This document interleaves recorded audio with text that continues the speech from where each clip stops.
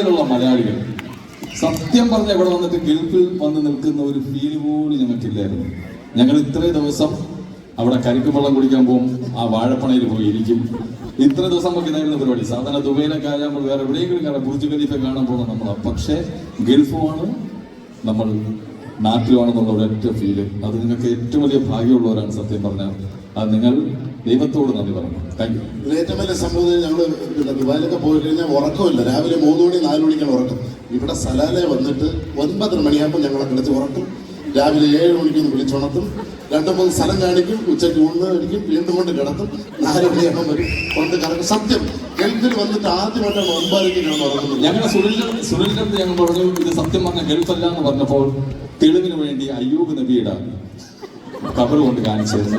പിന്നെ നമ്മുടെ ഒരു വലിയ കബറുണ്ടല്ലോ അതുകൊണ്ട് കാണിച്ചിരുന്നു. പിന്നെ നമ്മുടെ ചേനവൻ അല്ലേ, ഇടയ്ക്കിടയ്ക്ക് റൂമിൽ ഒരു അറബിയെ കൊണ്ട് വിളിപ്പിക്കും ഇത് ഗൾഫാണെന്ന് അറിയിക്കാൻ വേണ്ടി. അങ്ങനെ ഞങ്ങൾ 3-4 ദിവസം ഇവിടെ തന്നെ ഉണ്ടായിരുന്നു. പക്ഷേ ഹാപ്പിയായിരുന്നു അല്ലേ.